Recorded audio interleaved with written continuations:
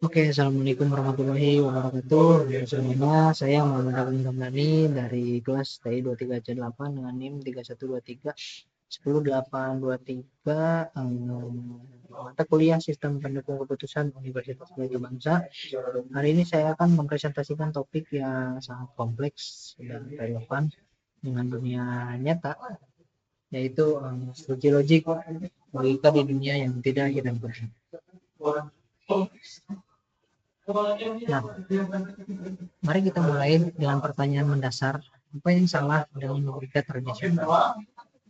Logika tradisional atau Kripps logic bekerja dengan nilai biner 0 atau 1, ya atau tidak, hitam atau putih. Ini seperti itu ya, hidup atau mati. Namun, masalahnya adalah dunia nyata jarang sederhana ini. Ambil contoh pertanyaan sehari-hari. Apakah hari ini panas? Dalam logika tradisional, kita harus mendefinisikan batas tegas. Misalnya, suhu lebih dari 30 derajat sama dengan panas. Apa artinya? Pada 29,9 derajat Celcius, jawabannya adalah tidak panas. Namun, dalam realitasnya, 29 derajat Celcius juga bisa dirasakan cukup panas, bukan? Inilah batasan yang coba diatasi oleh uji logik. Nah, lalu apa itu uji logik? Dikembangkan oleh Profesor Lutfizadeh pada tahun 1965. Uji logik atau logika kabur adalah pendekatan komputasi yang memperbolehkan nilai antara 0 dan 1. Ia mengakui adanya aragon. Jadi, alih-alih hanya benar atau salah, atau 0 atau 1, kita bisa memiliki nilai seperti 0,7 yang berarti cukup benar, atau 0,3 yang berarti sedikit benar. Ini lebih sesuai dengan cara manusia berpikir dan mengambil keputusan. Seperti pada nilai keanggotaan di sini, kan di sini ada dingin, hangat, dan panas ya. Untuk logika klasik 1 atau 0 harus tegas sama dengan hangat dan panas juga. Tapi uji logik misalkan dingin bisa 0,1 atau 0,2, lalu masuk ke hangat bisa 0,5, lalu panas adalah 1. Seperti itu. Selanjutnya, mari kita lihat analogi konkret menentukan kecepatan mobil.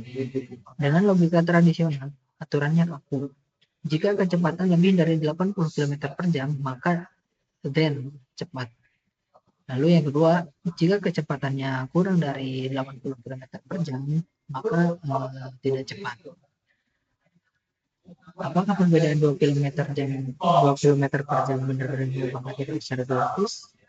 Nah, sekarang kita lihat dari sisi uji logik.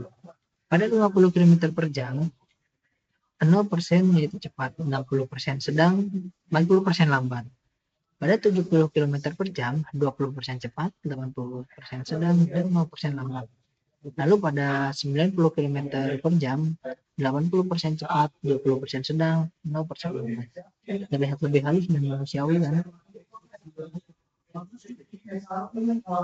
Nah, nilai-nilai sebagian tadi ditentukan oleh fungsi keanggotaan atau membership function.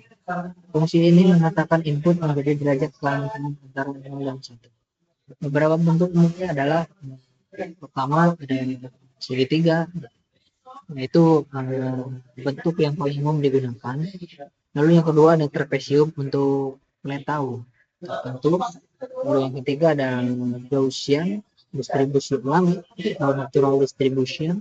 Lalu yang keempat ada sigmoid untuk threshold bertahan. Nah, contohnya pada studi kasus suhu ruangan, kita bisa mendefinisikan untuk suhu dingin yaitu di antara 15 sampai 20 derajat Celcius. Untuk sejuk di antara 18 sampai 25 derajat Celcius, hangat di antara 22 sampai 30 derajat Celcius, panas 28 derajat 35 derajat sampai 35 derajat Celcius. Perhatikan di sini ada tumpang tindih. Nah, pada suhu 23 derajat, kita bisa menghitung bahwa suhu ini termasuk 40% sejuk dan 60% hangat. Ia memiliki keanggotaan di dua kategori sekaligus. Seperti itu. Lalu selanjutnya, kita masuk ke arsitektur sistem Fuji Logic. Nah, bagaimana sebuah sistem Fuji Logic bekerja? Arsitektur ini terdiri dari tiga tahap utama. Yang pertama ada Fujifikasi. Nah, tahap ini mengatur sistem petugas atau switch menjadi nilai Fuji.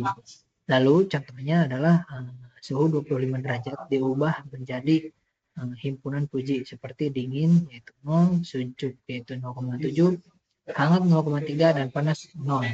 Nah, yang kedua ada inferensi atau rule evaluation. Nah, di sini masih menerapkan aturan then atau jika dan method. Nah, contoh aturannya di sini.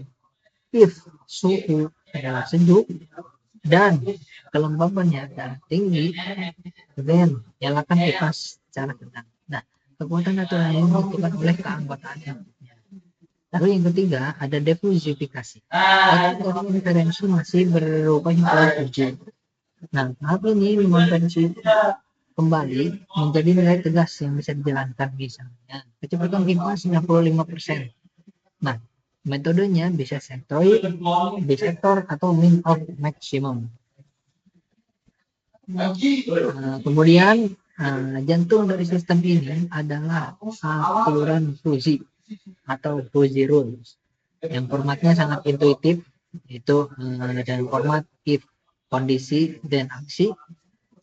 Nah, contohnya pada sistem asing sederhana ya. Aturan pertama, jika suhunya dingin, maka kecepatan kipas rendah. Yang kedua, jika suhu sejuk, maka kecepatan kipas sedang. Nah, jika suhunya hangat, maka kecepatan kipas tinggi. Nah, jika suhu panas, maka kecepatan kipas maksimum. Nah, rule yang kelima ini adalah rule gabungan ya. Jadi, jika suhu hangat dan kelembabannya tinggi, maka kecepatan kipas sangat tinggi. Nah, aturan-aturan ini meniru cara seseorang ahli berpikir. Selanjutnya, aplikasi Fuji Logic di kehidupan. Fuji Logic bukan teori semata, dia ada di kita. Yang pertama, elektronik konsumen. Contohnya ya mesin cuci otomatis yang menyesuaikan siklus berdasarkan kotoran, lalu kamera digital dengan autofocus, dan vacuum cleaner robot. Lalu yang kedua, pada kendaraan ada sistem rem ABS, lalu transmisi otomatis, dan parkir otomatis.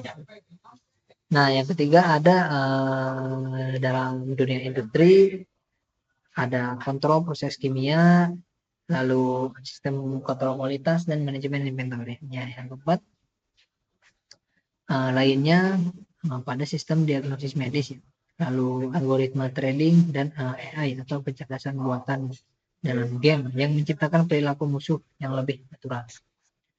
Nah, selanjutnya berikut adalah kelebihan dari Fuji Logic. Jadi mengapa Fuji Logic ini banyak dipakai? Nah, karena kelebihannya yang pertama mudah dipahami karena menggunakan bahasa alami, panas atau cepat, dan aturan if then yang mirip penalaran manusia. Lalu yang kedua fleksibel. Aturan bisa ditambah atau dikurangi dengan mudah tanpa mengubah seluruh model. Lalu toleran terhadap ketidakpastian. Jadi tidak membutuhkan data presisi sempurna dan robust terhadap noise. Lalu yang keempat ada solusi cepat untuk kompleksitas. Nah, ini efektif untuk sistem non-linear dengan perhitungan yang relatif sederhana. Adapun keterbatasan dari Fuji Logic, karena tidak ada sistem yang sempurna, maka Fuji Logic juga memiliki keterbatasan. Yang pertama, bergantung pada pakar. Aturan awal seringkali membutuhkan pengetahuan ahli. Kualitas sistem yang sangat bergantung pada kualitas aturan yang dibuat. Lalu yang kedua, tidak self-learning. Berbeda dengan neural network, sistem Fuji umumnya tidak bisa belajar sendiri dan perlu tuning manual.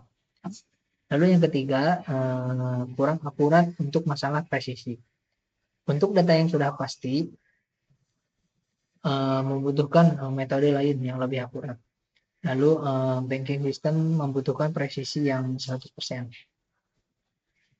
Lalu yang terakhir ada rule explosion. Jika terlalu banyak variabel input, jumlah aturan dapat meledak secara eksponensial. Misal, 5 input dengan 3 nilai, masing-masing bisa menghasilkan 243 aturan. Nah, sebagai penutup, mari kita rangkum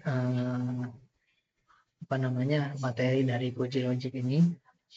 Nah, Puji Logic mengakomodasi area abu-abu dalam pengambilan keputusan, menggunakan nilai antara 0 dan 1 dan berbasis aturan if then yang mudah dipahami. Ini ideal untuk sistem yang penuh ketidakpastian dan kompleksitas. Lalu, kapan kita sebaiknya menggunakan Puji Logic? Yang pertama, ketika masalah melibatkan ketidakpastian. Lalu, selanjutnya ketika pengetahuan ahli tersedia dan bisa diungkapkan dalam bahasa natural. Lalu yang ketiga, ketika transparansi dalam pengambilan keputusan sangat penting. Lalu selanjutnya, untuk membangun sistem kontrol yang robust dan menyerupai cara manusia. Demikian presentasi yang dapat saya sampaikan mengenai Puji Logic. Dengan memahami logika ini, kita bisa lebih menghargai kecanggihan di balik perangkat sehari-hari dan membayangkan potensinya untuk solusi teknologi di masa depan. Terima kasih atas perhatiannya. Cukup sekian yang dapat saya sampaikan. Assalamualaikum warahmatullahi wabarakatuh.